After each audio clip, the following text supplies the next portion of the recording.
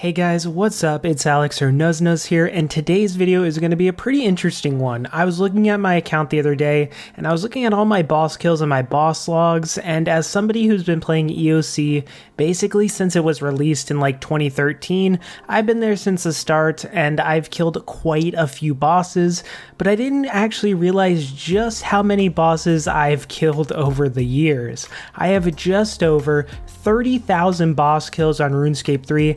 Now, most of these are actually higher level bosses because I never really farmed stuff like God Wars 2. I didn't do like 10,000 Vindicta kills or anything. I kind of dabble basically everywhere. So after looking at this, I wanted to make kind of a video talking about just everything I've learned throughout the years bossing and PVMing on Runescape 3 and give you guys some insight and some tips on your PVM journey. Now, I haven't made a video in a few weeks. I've still had some health issues. I just got some results back which are pretty decent. I had my heart tested and it seems like all is well. So while I still don't feel perfect, I'm at least, starting to feel a little bit better and a little more optimistic. So the past 2 or 3 months have been, kind of a struggle for me just with anxiety and everything going on, so many tests and stuff, but it's looking like things are gonna be okay. I'm still crossing my fingers, trying to just, get in a good mindset because I think a lot of what's going on is mental as well.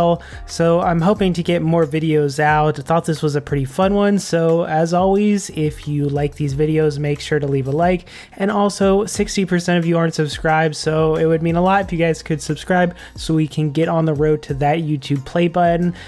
Would be something amazing. That's, a huge goal, 100K subs, maybe one day. I'm going to be trying to upload very frequently now. So keep an eye out, like the video. And as always, let's get into this. Alright, so one thing I wanted to talk about when it comes to things that I've learned throughout the years of PVMing is, well, the main thing is burnout. So you need to know how to not get burnt out when bossing, because bossing can be amazing money and it can be fulfilling, but it can also cause people to easily want to quit and get burnt out. Chasing one drop or, going on a really long dry spell can really make you just resent a boss or make playing feel kind of like a chore. That's happened to me and I'm sure it's happened to you.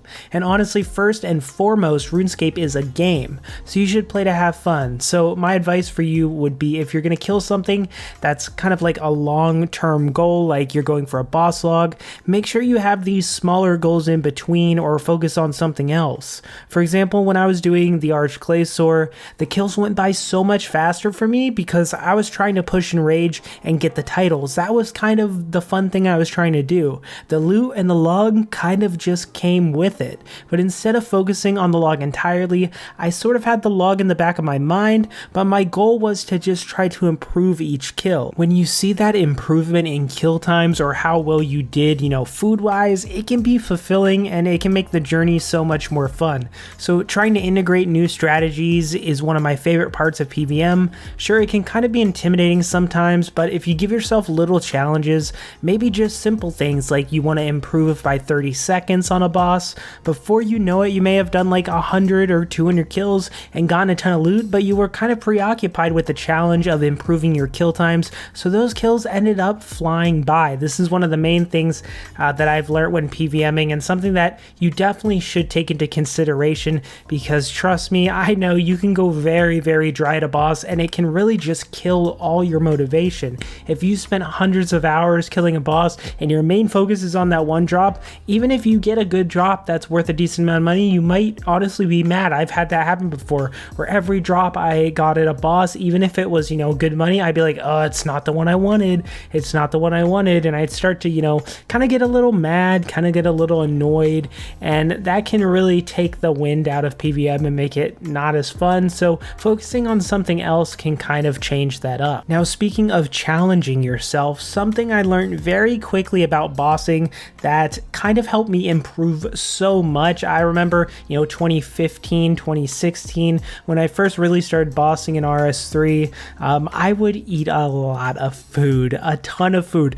I would be so scared to let my HP drop below like 8K. I was like at Telos, and I was like, if my HP goes to like 5K or 6K, I am going to die from something. I need to keep my HP at max at like all times. So then if I get hit by something, I won't won't die. That was kind of how, you know, I was, especially at bosses that were higher end or ones that you had streaks like Telos or went up in rage. Now, food actually isn't always your friend. It may seem like it, but learning to push yourself and use as little food as possible is going to help you so much when it comes to bossing, especially, you know, getting better at dealing damage. Now listen, I'm not trying to say you need to be no fooding 4K Telos or even doing it blindfolded, but trying to make your ultimate goal of using something like a Ripper Demon comfortably at a boss is going to do wonders not only for your kill times, but the GP you make per hour as well, because you're going to get those faster kills and your enjoyment of the boss itself is probably going to go up too. Now, spamming food and getting wrecked is just not fun. So my advice would be to take the plunge once you're comfortable at a boss. It's important to make sure you're comfortable first and know the basic mechanics before you jump into trying to improve with no food, but trying to make it a goal of killing said boss with a Ripper Demon instead of a Beast of Burden has really helped me improve at PVM, and I think can really help you guys. And it kind of goes hand in hand with what I mentioned before, making an, you know, ulterior or side goal. Trying to do this can kind of, you know, blend into that, so you can have this side goal. It'll make the boss, you know, more fun. You won't be too caught up on the drops. You'll be focused on this. They go hand in hand. It'll improve your PVM skill, it definitely will, and it'll just make things go a lot smoother. Something else that also really helped me, not only to avoid getting bored of PVM, but that also made me a ton of money, is don't think you should only be killing the newest and highest difficulty bosses. In fact, a lot of older bosses can actually be very, very lucrative and probably more chill than a lot of the newer stuff. For example, I spent a really good amount of time on my Road to Party At series, which, by the way, episodes will be coming soon. I did a lot of time at like Dagonoth Kings because the rings are actually pretty valuable now, and Dagonoth Kings are a really chill boss with cool pets, and it's easy to camp. Same thing with Legios. I spent like 1 billion gold on Legio keys and spent like 3 or 4 days grinding them, and I ended up making a really good amount of money. It's fun to kind of change things up because, you know, when I was doing Arch Glacier, that's all I would do, and it got boring very fast because I was doing the same thing over and over and over.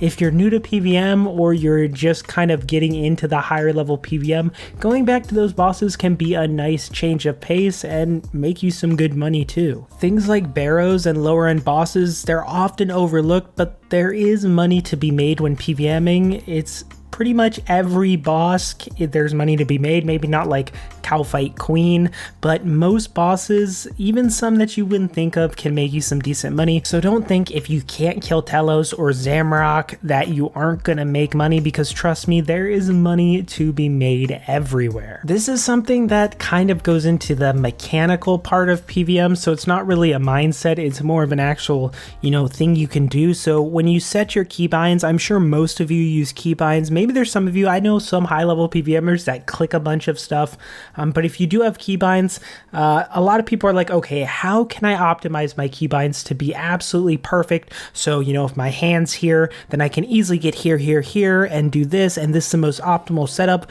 My thing would be, that is nice to do, but try to do what's comfortable for you, because for me, I've had kind of these same keybinds in my head for a while. So I have something like B for barricade. I just know pressing the B button, barricade, it's, you know, alphabetically there, it's easy to remember. And that's the same for like immortality is my I button. Sure, it's probably not the best setup. I probably could use the I key for something that I use a bit more than immortality, as I don't really use that much, but I've had this set up for so long and my muscle memory is there for it, and it just feels comfortable for me at this point. Maybe if I switched it and made it a little more optimal, I could spend a while getting used to it, and maybe I'd be like 0.5% better at PVM or something. But honestly, this is what's comfortable for me. I really like this. It's not optimal, but it's mine and I like it. And that's kind of what I'm trying to say here is you should definitely probably have keybinds, but don't think that you need to make them super amazing. You should try to keybind as much as you can. Keybinds definitely help so much. So if you're somebody that doesn't have any keybinds, you should really consider getting them, but don't feel like you have to make them in this certain setup that is gonna, be optimal and hard to learn. Just make them what you can remember, what's easiest for you. And even if they're not laid out perfectly, it's still gonna be much better than not having any keybinds. And I think we've seen in the RuneScape community that if you get used to something, you can be a great PVMer with anything. I mean, there are people that PVM with trackpads. There's not one right way to do it, so just go with what's comfortable and most importantly, what's the most fun for you. If you hate using keybinds, then don't use keybinds. Sure, it might affect you a little bit in PVM. You might not get to where you want as easy, but if you're not having fun, then don't do it. Now, another important thing I wanted to talk about, just because I know a lot of people overlook it, is the things that we usually don't like doing. We like to just go straight into PVM, do the fun stuff, but there's things like quest rewards, achievement diary rewards, skilling like archaeology, invention, perking out our equipment. That is so important for PVM that a lot of times we don't like doing. Heck, in my Road to Party At videos, I still don't have max relic power. Yes, I don't, but it's something I've been working on and I'm almost there, so you'll probably see it in next episode.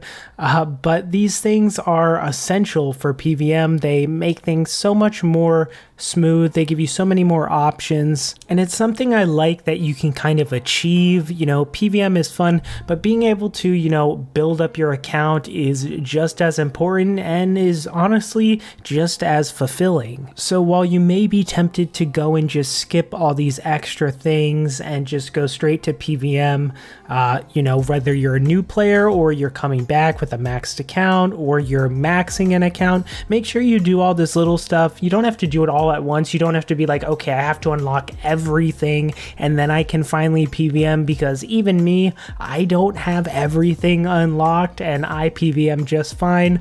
I mean, heck, like I said, I didn't have I don't have max relic power and I still have done 30,000 boss kills, so you don't need any of this stuff, but make sure every now and then you go and try to maybe unlock, a little upgrade every now and then, just to keep, it kind of is a nice break from PVM, and it'll also really help you, and you'll be able to see that progression, and you won't fall too far behind, because I know the feeling when Zami came out. I took a break for a little before that, and I felt so behind when it came to PVM, and I had to do all these quests and all this stuff, and that's not a good feeling to, fall that far behind when something new comes out. So just make sure to do a little bit here and there, and it'll definitely be worth it in the long run. But yeah, for my first video back in a little bit, I just wanted to kind of share some of this with you guys. I didn't realize I killed that many bosses, but it was, been quite a few years. Definitely was killing bosses way before I made YouTube videos, but I also want to thank all you guys for the support. Just YouTube is something that I can kind of come back to and feel like I guess have something here with you guys, and you guys are an important part of my life, so I'll always be making these videos no matter what. So yeah, I'm just looking forward to putting out more content for you guys, and yeah, thank you guys for watching, and I'll see you guys in the next one.